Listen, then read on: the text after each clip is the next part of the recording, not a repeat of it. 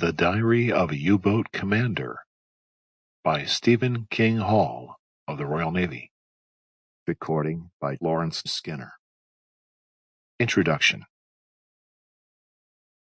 "I would ask you a favor," said the German captain as we sat in the cabin of a U-boat which had just been added to the long line of bedraggled captives which stretched themselves for a mile or more in Harwich Harbour in November 1918. I made no reply.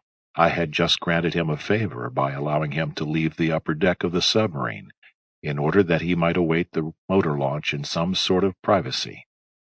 Why should he ask for more? Undeterred by my silence, he continued, "I have a great friend, Lieutenant Zurzee von Schenk, who brought U-122 over last week. He has lost a diary, quite private. He left it in error. Can he have it?" I deliberated, felt a certain pity, then remembered the Belgian prince and other things, and so, looking the German in the face, I said, "I can do nothing." "Please." I shook my head. Then, to my astonishment, the German placed his head in his hands and wept.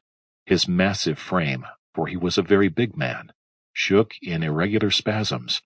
It was a most extraordinary spectacle.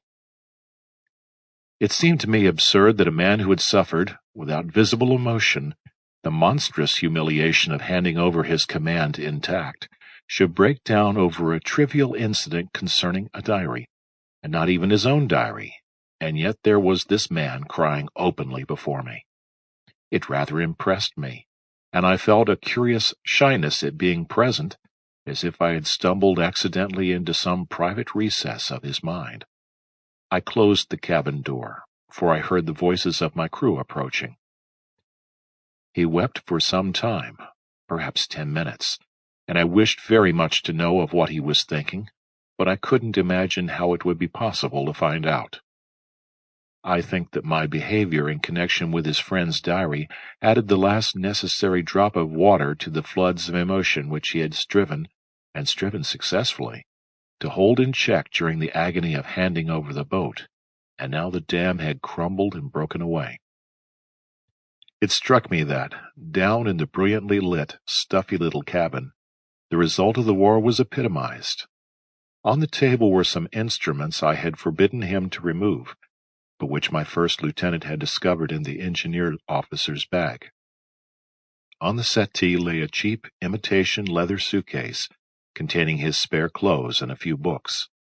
At the Sample complete. Ready to continue?